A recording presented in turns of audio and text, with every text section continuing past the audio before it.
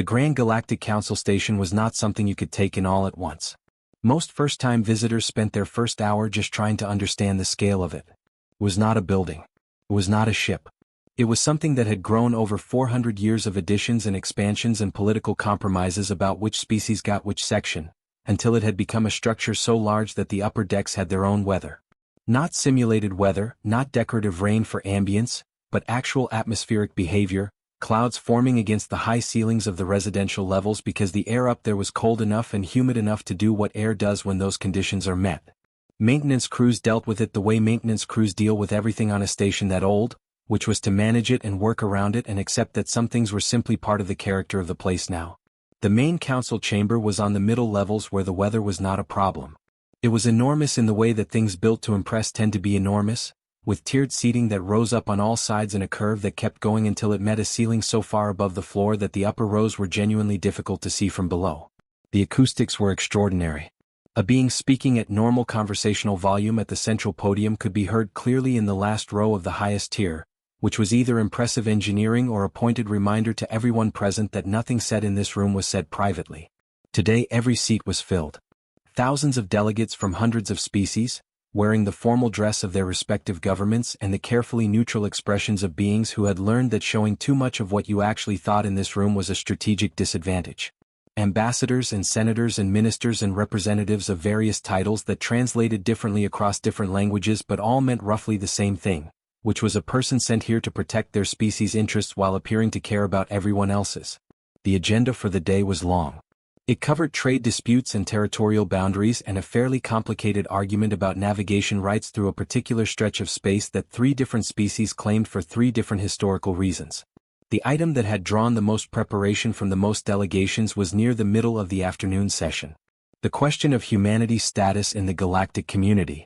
Whether the humans who had been attending councils as observers for 60 years and as provisional members for the last 20, should be granted full membership with all the rights and responsibilities that came with it, or whether they should remain in the current classification, which the official documents called Protected Developing Species Status and which everyone in the room understood to mean we are not sure what to do with them yet, so we are leaving the question open.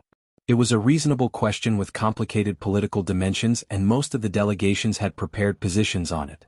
In the back row of the small human delegation section, a woman named Carol was on her 3rd coffee of the morning and approximately 40 pages into a chapter of a history book she had been attempting to finish for the better part of 6 months. The book was about the Byzantine Empire and it was genuinely interesting, but it kept getting interrupted by things like this. She was not being disrespectful. Carol had a very clear sense of when respect was required and she gave it fully and without complaint in those moments. She had simply been to 4 of these councils and she had learned, through direct experience, that the first 3 hours of any session were procedural in nature and that the procedural hours were best navigated with something else to do.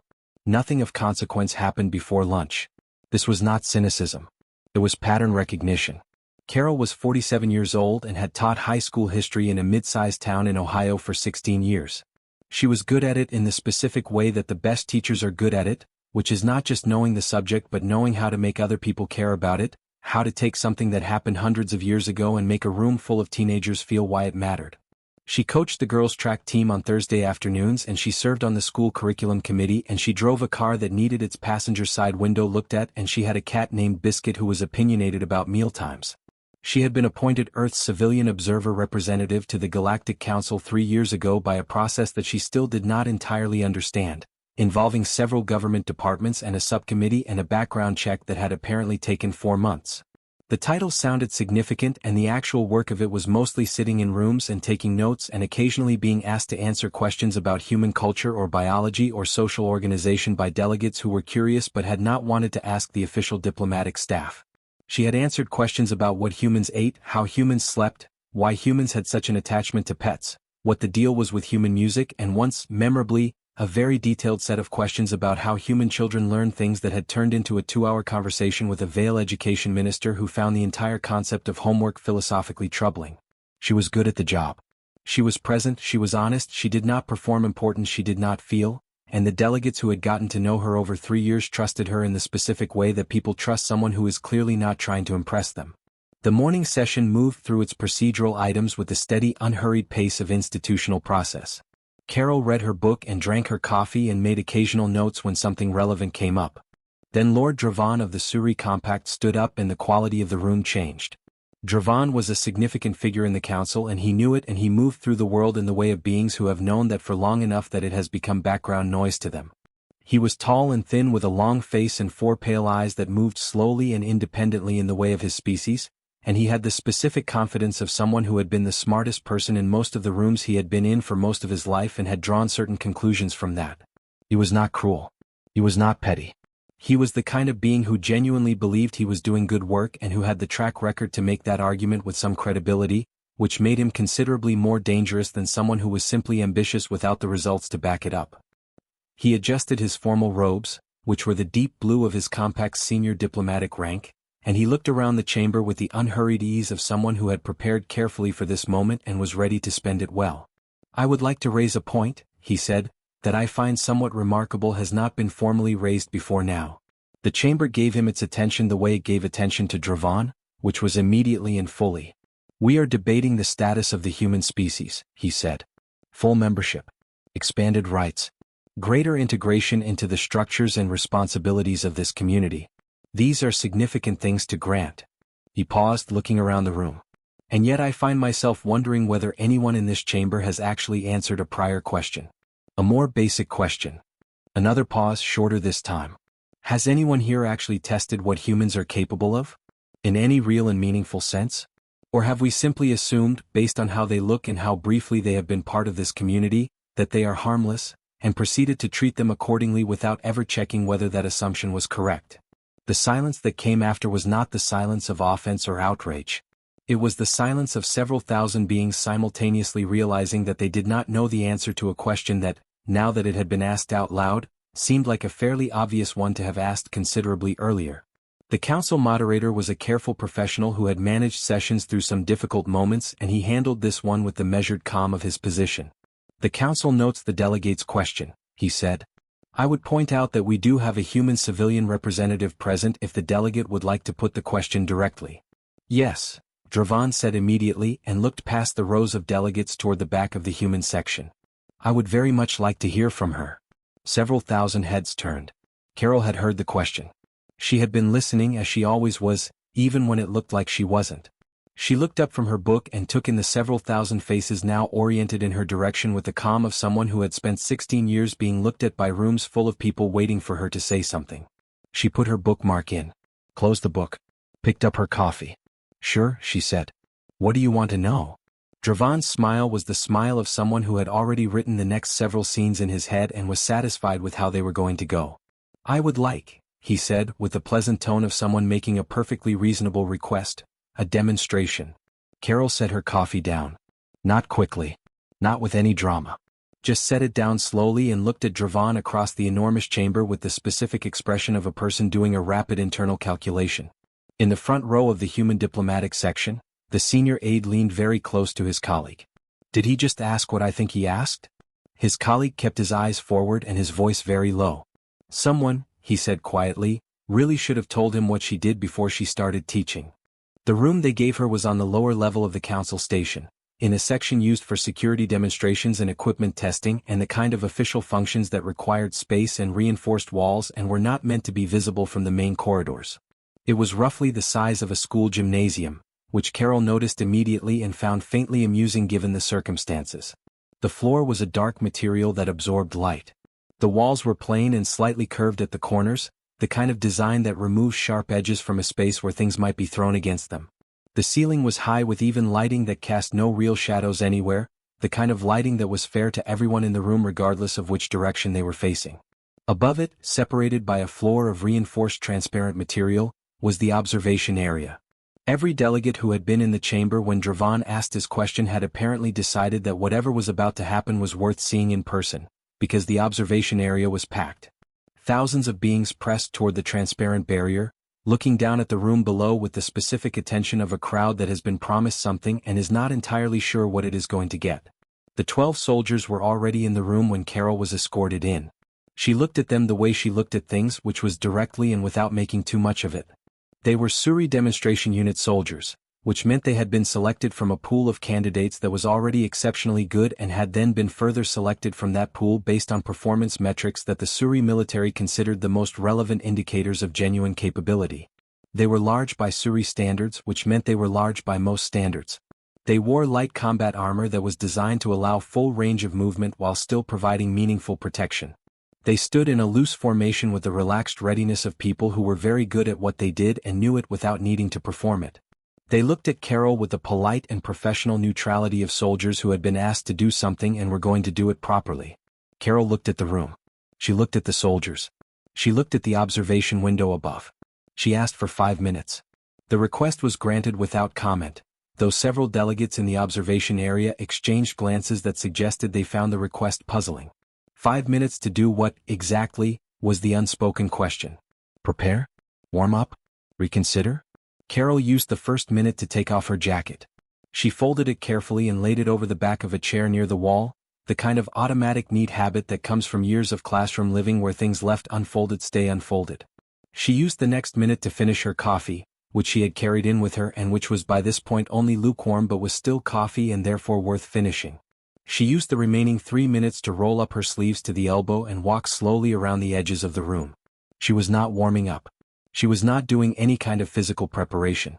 She was looking at the room the way certain kinds of people look at spaces they are about to operate in, taking in the dimensions and the surfaces and the distances between things and the position of the soldiers and how they were standing relative to each other and relative to the walls and the floor and all the specific geometry of where everything was. The 12 soldiers watched her do this. Their expressions did not change, but a few of them shifted their weight slightly, which was the kind of small unconscious adjustment that a body makes when something it is watching does not match the pattern it was expecting. When the 5 minutes were up, Carol stopped walking and stood near the center of the room and nodded once to the official at the door.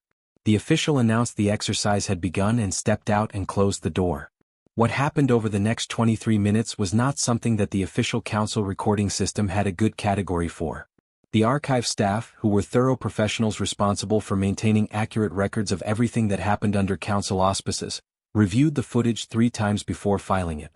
They filed it under a bureaucratic heading that translated from the administrative language into something roughly equivalent to unexpected outcome. Review pending, which was the category that existed for events that had happened officially and needed to be on record but which the filing system had not been designed to anticipate. Carol did not fight the way the observation deck had been expecting her to fight. Most of the delegates watching had seen combat exhibitions before. The galactic community had no shortage of species with martial traditions and the council station hosted demonstrations regularly. There was a recognizable shape to skilled fighting that most species shared across their differences, a quality of controlled and deliberate movement, technique applied with precision, the kind of thing that looked like it had been trained into muscle memory through thousands of hours of repetition.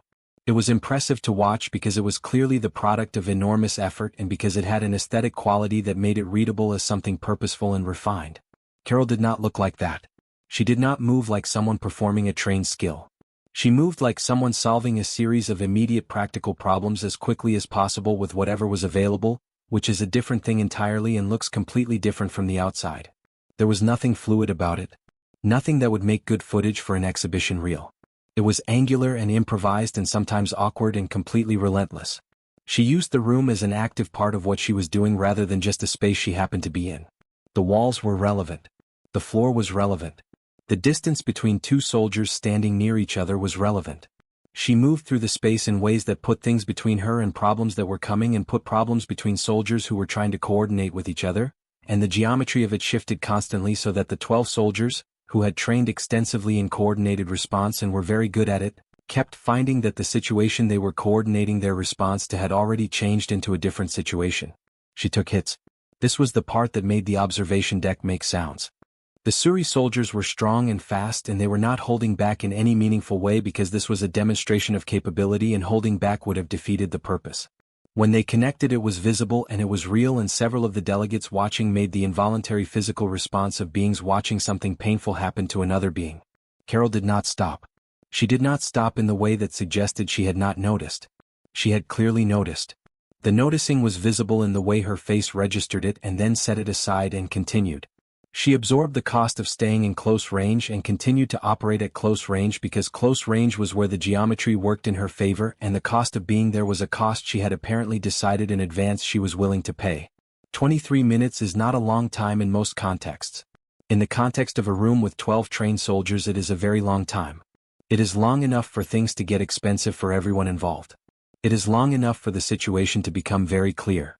When it was over, Carol was standing in the center of the room and the 12 soldiers were in various states of being done for the moment, sitting or leaning or simply staying very still in the way of people who have decided that staying still is the correct current option. Carol was breathing in the way you breathe after 23 hard minutes. There was blood on her lower lip from somewhere around the 12-minute mark. She was standing straight.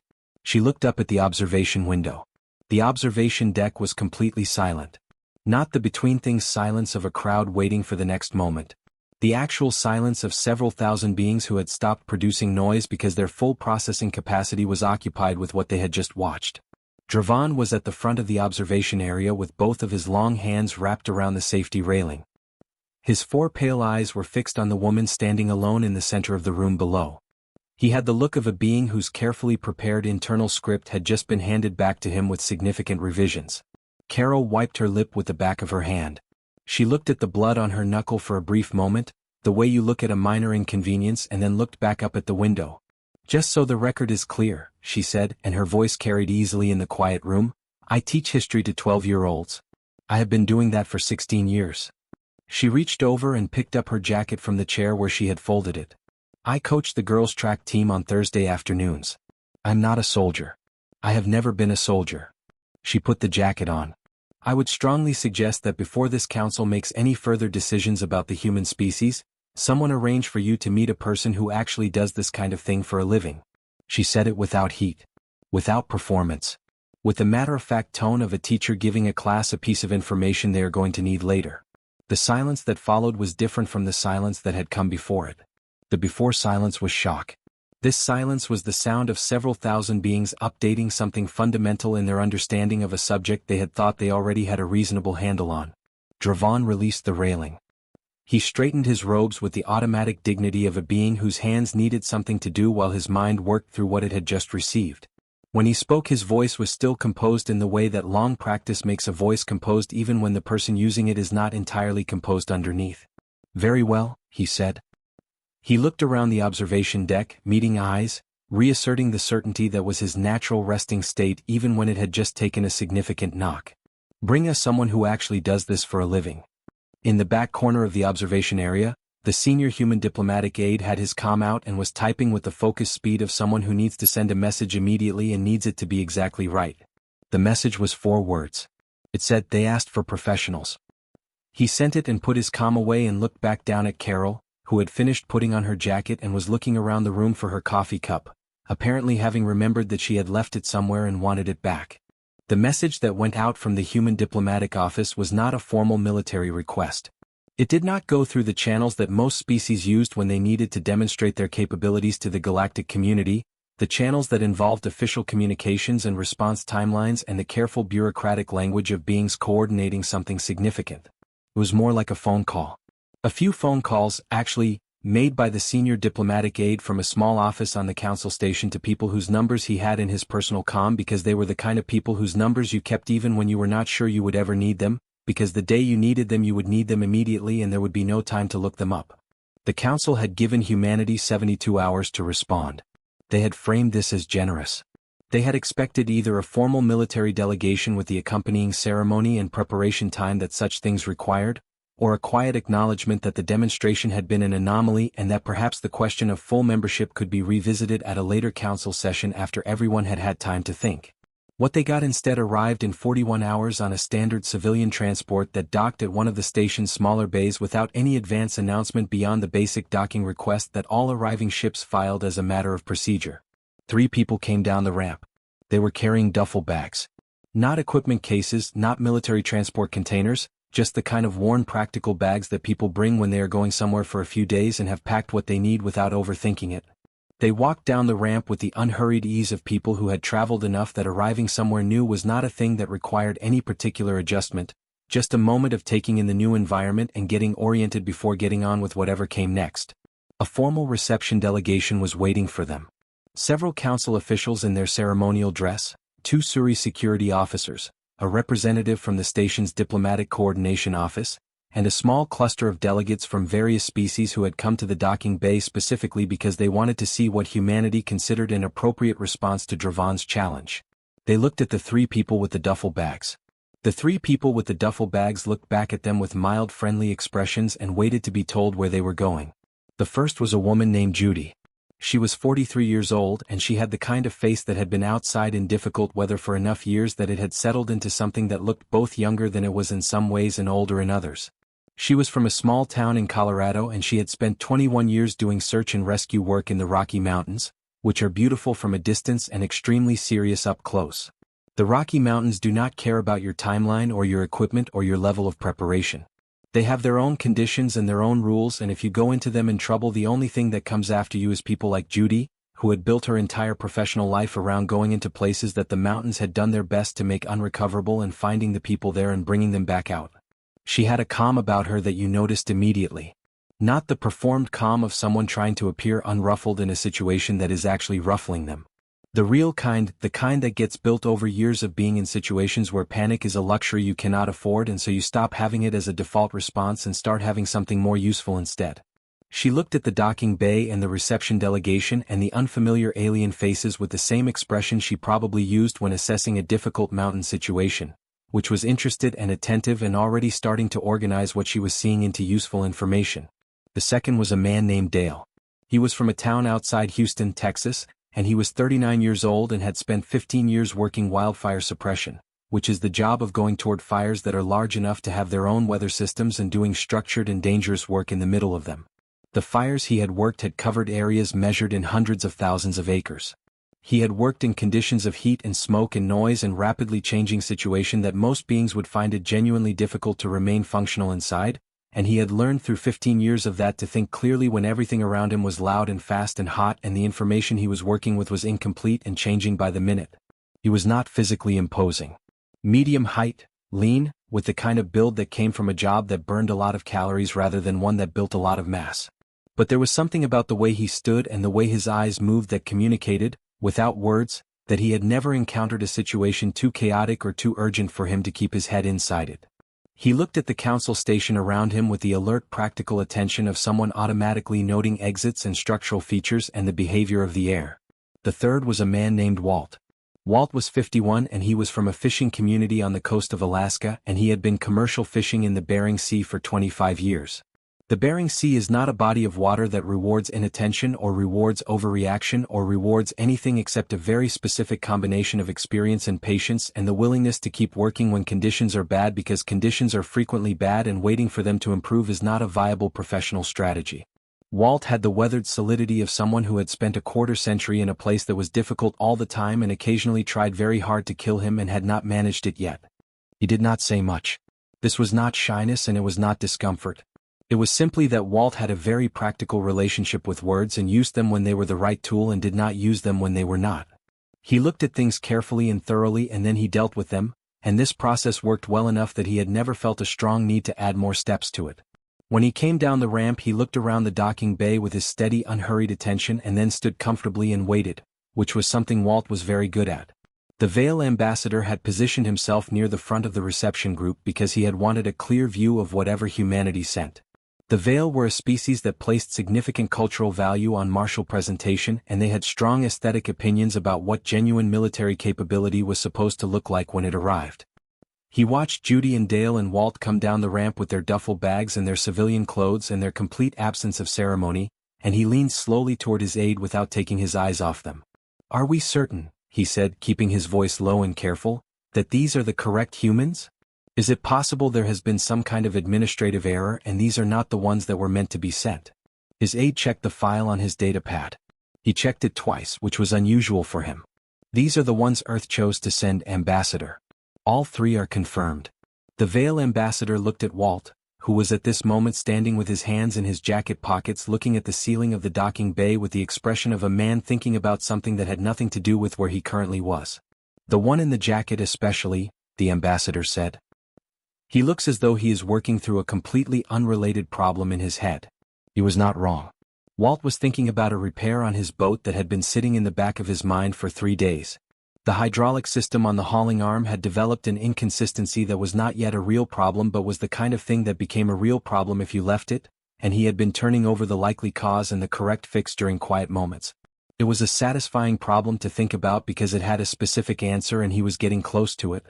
The three of them were taken on a transport through the station's interior levels to the Suri military installation that the council had arranged for the demonstration. The installation was a significant facility, the kind of thing that gets built when a species wants a permanent capable presence on an important station rather than just a diplomatic office. It had training spaces and equipment storage and garrison quarters for a standing force and the general organized infrastructure of a military operation that took itself seriously. Walking into it, you understood immediately that it had been designed and maintained by people who were professionals at what they did. Several council delegates had traveled to the installation to observe. They stood in a group to one side of the main courtyard as the three humans were brought in and given time to look around. Judy walked slowly along the edge of the courtyard, looking at the layout with the systematic attention of someone mapping a space. She noted where the buildings connected and where they did not, where the open areas were and where the covered areas were and what the sight lines were between different parts of the facility.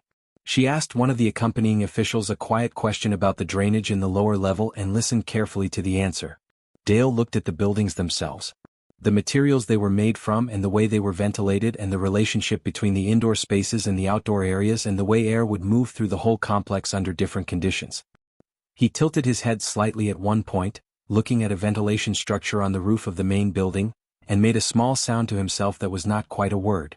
Walt stood in the middle of the courtyard and looked at the whole installation for a long, unhurried moment.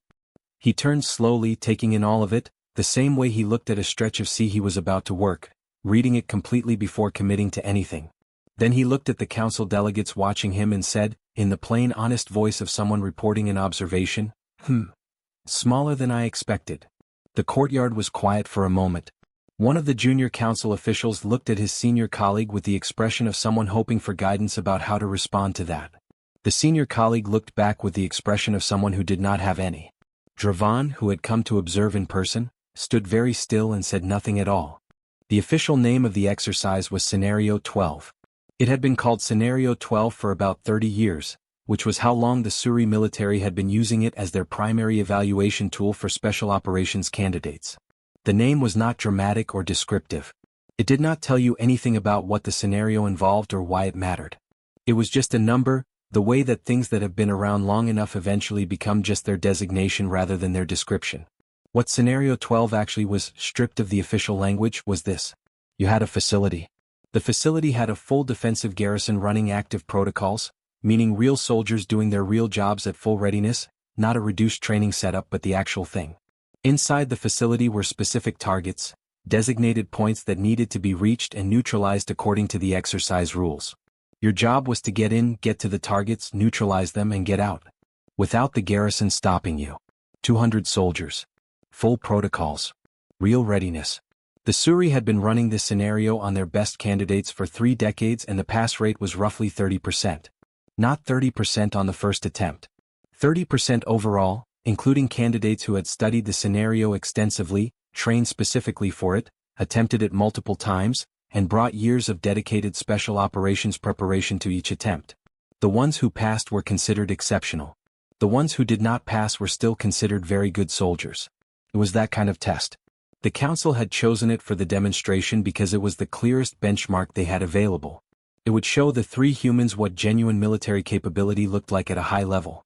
It would provide a concrete and measurable reference point. And it would do so in a way that was, the council assured itself, completely controlled and completely safe, because the exercise rules were clear and the garrison soldiers were professionals and nothing about this was designed to cause any actual harm to anyone. This was all true. It remained true throughout everything that followed. It just turned out not to be the most relevant set of facts about how the day went. The morning of the exercise, the 3 humans were brought to a briefing room and given the full parameters. The facility map. The target locations. The garrison size and composition. The rules of engagement for the exercise. Everything. The Suri military officer running the briefing presented it with the crisp professionalism of someone who had given this briefing many times and was giving it now as a formality, because the gap between what was being asked and what the 3 civilians in front of him were capable of delivering was, in his professional assessment, significant enough that the briefing was mostly a courtesy. Judy listened to the entire briefing without interrupting. When it was done, she asked to see the facility map again. She looked at it for 11 minutes, which the briefing officer timed because it seemed like a long time to look at a map, and he was curious what she was finding in it that required that much attention. She asked 2 questions.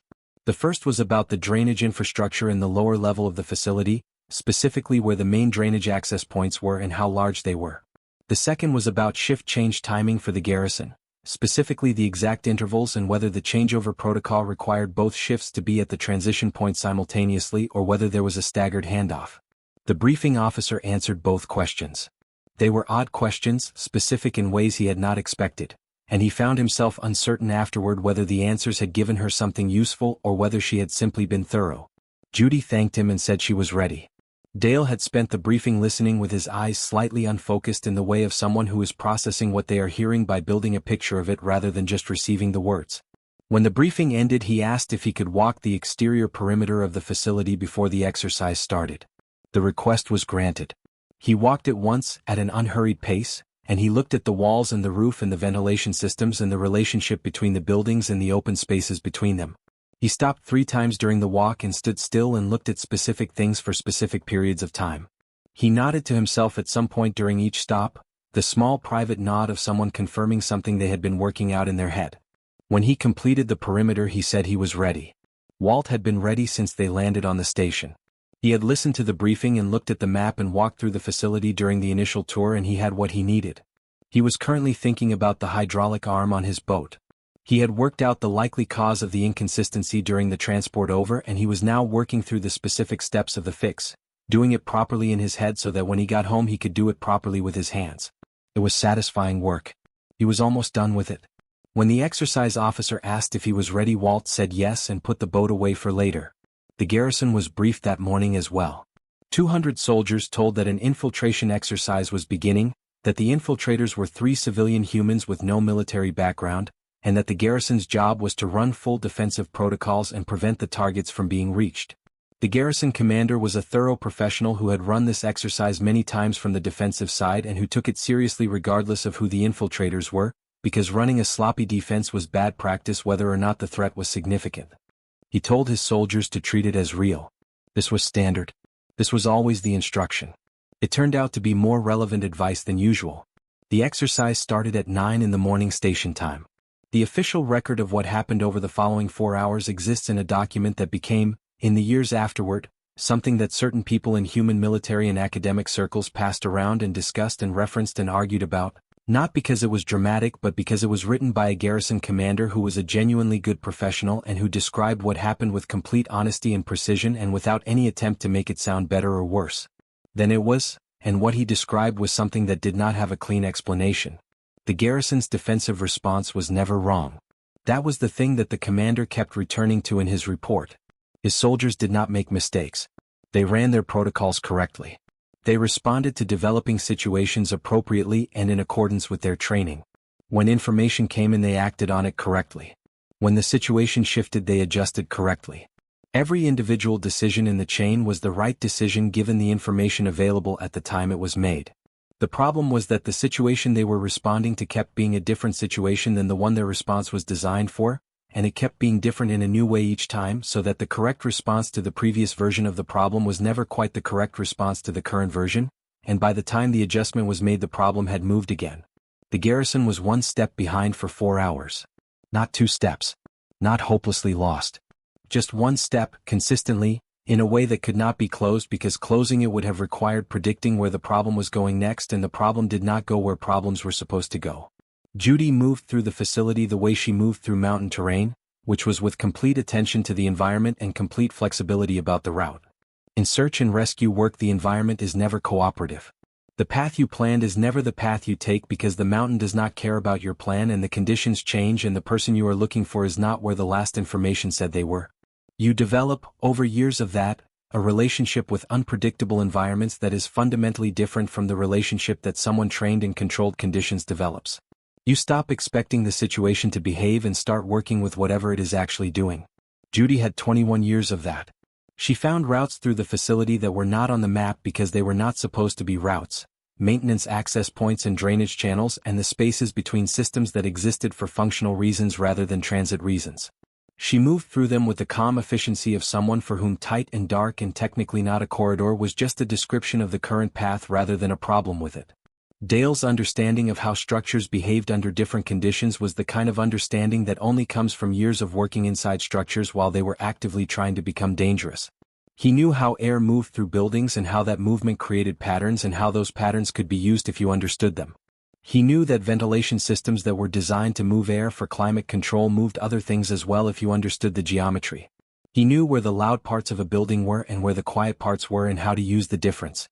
He knew how to move through chaos without contributing to it in ways that drew attention, because 15 years of wildfire work had taught him that the way you survive in a chaotic environment is not to fight the chaos but to understand it well enough to find the still places inside it. Walt did things that the After-Action Review Committee spent considerable time on during their 3 review sessions and ultimately filed under a category that translated as unconventional methodology, origin unclear. This was accurate as far as it went. What Walt did was not easily categorized because it emerged from 25 years of working in an environment that had no categories, that was different every single day, that required a constant reading of conditions and a constant adjustment to what those conditions actually were rather than what you expected them to be. Walt read the garrison the way he read the sea. He watched the patterns of how the soldiers moved and responded and communicated, and he found the places where the pattern had gaps in it, not because the soldiers were doing anything wrong but because every pattern has gaps and the sea had taught him to find them. The exercise was declared complete at 1 in the afternoon. All targets neutralized. All 3 humans at the extraction point. The garrison commander sat at his desk for a while after receiving the official result. Then he opened his report file and began to write. He wrote for 2 hours. He wrote accurately and professionally and without self-pity. At the end he added a single recommendation in the clipped precise language of military reporting. It read, "Recommend all future exercises exclude Earth participants. Reason, demoralizing." He submitted it and went to get something to eat and did not speak about the exercise for the rest of the day. Dravon received a summary of the results in his office that evening. He read it once. He sat very still for a while. He had built a significant amount of his current political position on the argument that humanity's status in the galactic community needed to be resolved, that the question he had asked deserved a clear answer, and that the answer would confirm what most of the council already assumed. The answers kept being different from what most of the council assumed. He called for a full council session the following morning. When it convened, he stood at the central podium with the composure of someone who had made a decision overnight and was committed to it. He called for a vote on military action against Earth. A direct show of force sufficient to resolve the question permanently. The chamber was quiet for a moment after he finished speaking. Then the vote began. It passed. In a small office down the corridor from the main chamber, Carol had been informed of the vote result by her diplomatic aide 30 seconds after it was finalized. She looked at the ceiling for a moment. She had the expression of someone who had warned people about something and was now watching the thing they had been warned about begin to happen. She picked up her comm and made a call. "Yeah," she said when the call connected.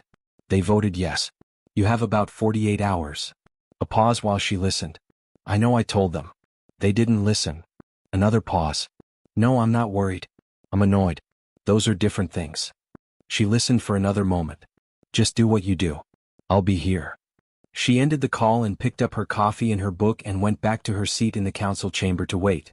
The fleet came out of faster-than-light travel in a formation that had taken 3 senior military strategists 11 days to design.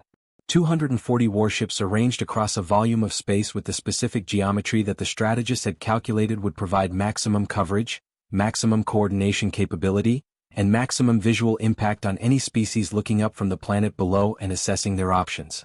It was genuinely impressive work.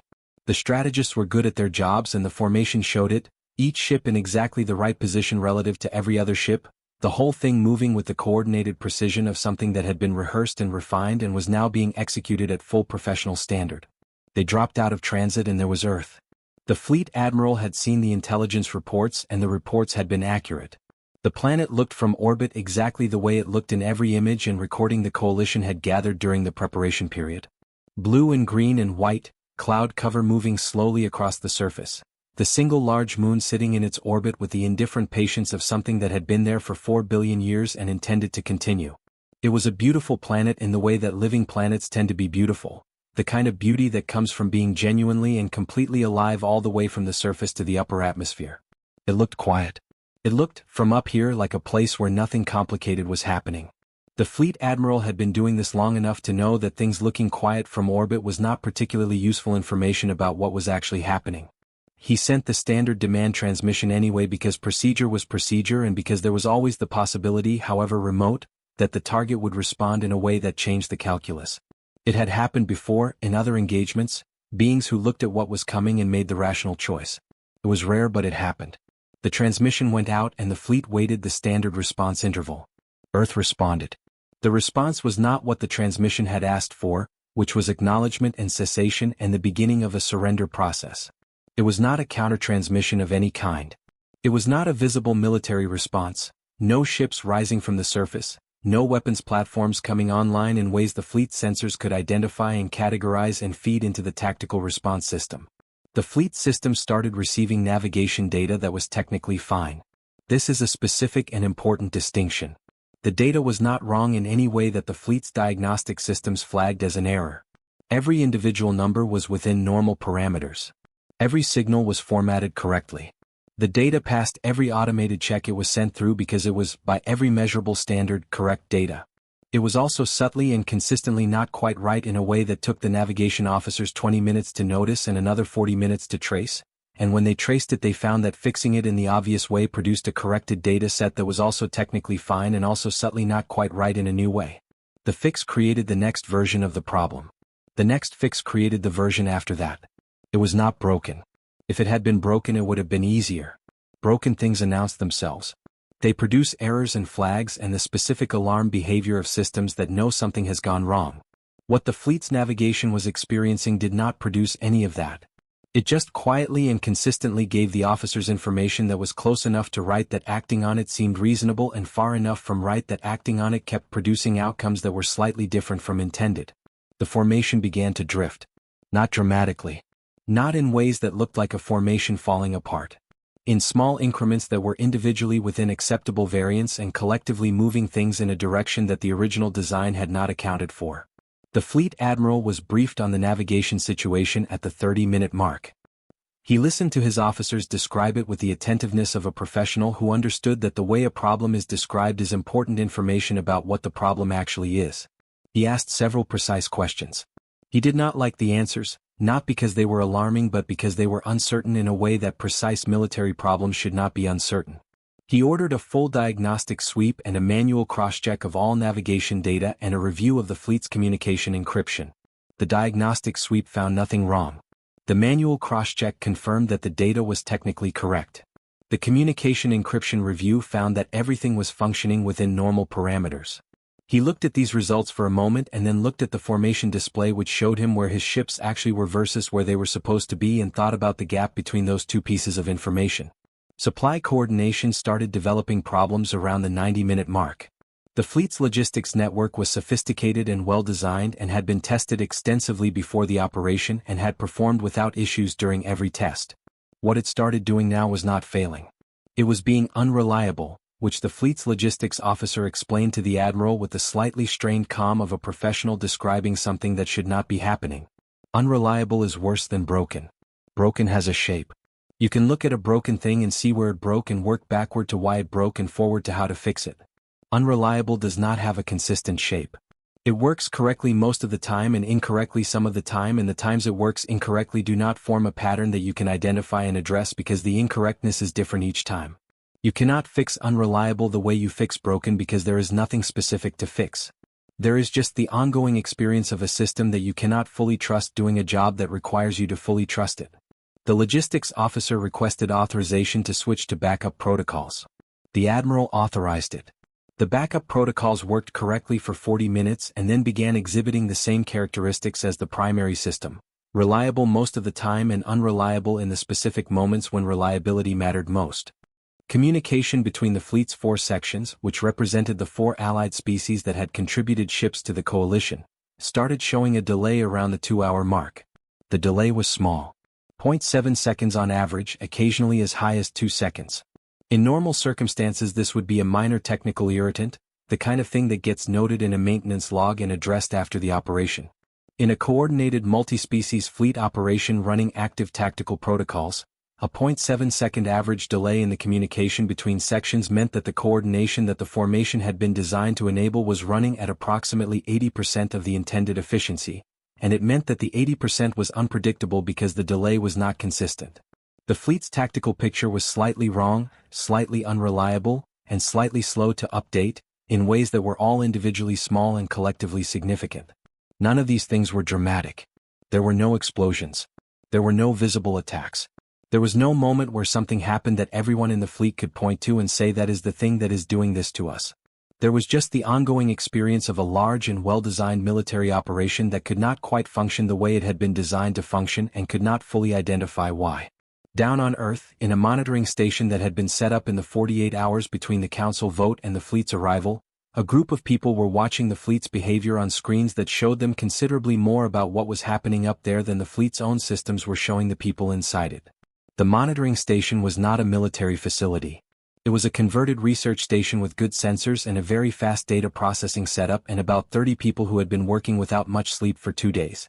Carol was there. She had taken a transport down from the council station after the vote and she had been here since, drinking coffee that had gotten progressively worse as the available supply ran low and the available time to make it properly ran shorter. She was sitting in a chair that was not particularly comfortable with her feet up on a desk that was not hers, watching the fleet's formation on the main screen with the focused attention she gave to things that mattered. She watched the formation's slow drift. She watched the supply coordination data that one of the analysts was tracking on a secondary screen. She watched the communication delay numbers that another analyst was updating every 15 minutes. She picked up her coffee. It was cold. She drank it anyway. Beside her, a man named Rob who had driven through the night from a consulting position in Seattle and had been awake for 31 hours was watching the same screens with the calm of someone who had been told roughly what to expect and was watching it happen roughly the way he had been told. "How long do you think?" Carol said. Rob looked at the formation drift numbers. Did a quiet calculation. Another 2 hours before they can't maintain operational coherence. Maybe 3 if their logistics people are really good. Carol nodded. Looked at the screen. Looked at the planet outside the station windows, the same planet that 240 warships were currently sitting above, looking quiet and blue and green and white from up there the way it always looked from up there. They had 48 hours notice, Rob said. Not a question. Just saying it out loud. 48 hours, Carol confirmed. Rob was quiet for a moment. 200,000 years of practice though. Give or take, Carol said.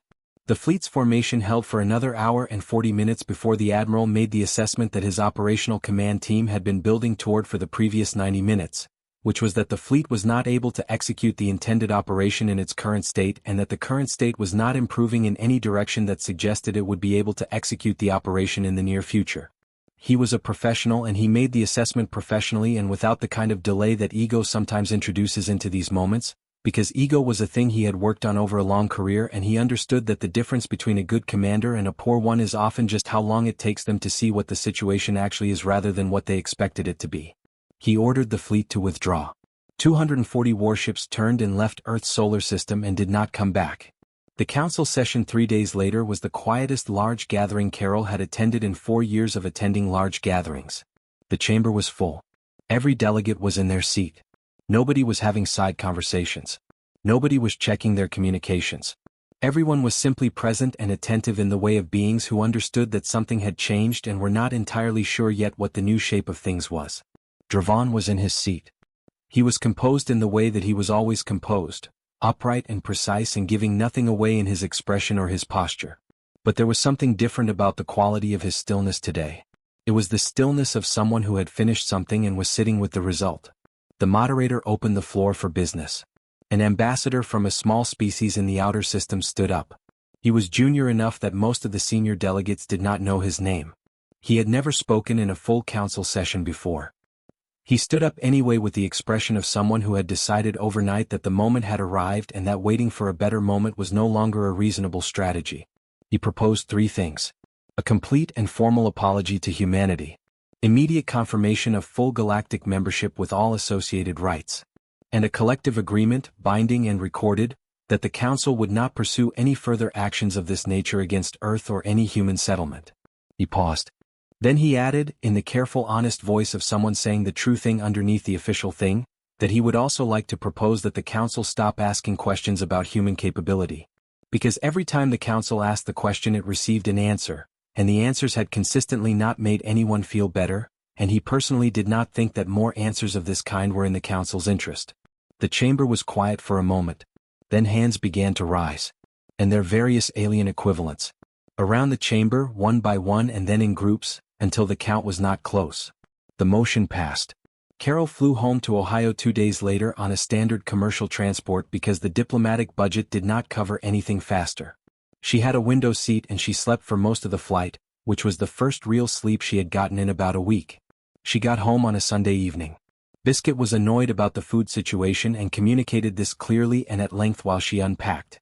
She made tea and sat at her kitchen table and looked at the 37 essays on the French Revolution that had been sitting there since she left. She picked up the first one, found her red pen and got to work. Monday morning she was in front of her classroom. 24 students, most of whom had spent the previous week watching news coverage with their families and had arrived with questions. A girl named Beth in the second row put her hand up before Carol had even finished taking attendance. "Miss Carol, were you really at the Galactic Council when all of that happened?" "I was," Carol said. "What did you actually do?" Carol looked at her class for a moment. 24 faces looking back at her with the bright, genuine attention of people who wanted to understand something real. "I answered a question," she said. She turned to the board and uncapped her marker and wrote the date at the top. Which is actually a good place to start today because we are talking about how questions shape history. The ones people ask and the ones they do not ask and what the difference costs them. She turned back to the class. Open to Chapter 7. A boy named Kevin in the third row still had his hand up. "But what did you do specifically though?" Carol looked at him. He was 12 years old and he was not going to let this go, and she recognized the quality of the question because it was the same quality she tried to build in all of them, the refusal to accept the general answer when the specific one was available. "I showed them," she said, "that they had been asking the wrong question. And then I let the right answer do the rest." She nodded at his textbook. Chapter 7. Kevin. Let's go. Dravon submitted his resignation from the council 4 days after the session. The letter was brief and professional and did not mention Earth or humans or the fleet or any of the events of the previous 2 weeks. It cited personal reasons and a desire to return to work within the Surrey Compact's domestic policy structures. Everyone understood what it meant. Nobody said so out loud, which was the council's way of being kind about it. Nobody asked the question again. Not that session. Not the next one. Not the one after that. Some questions, once they have been answered thoroughly enough, stop needing to be asked.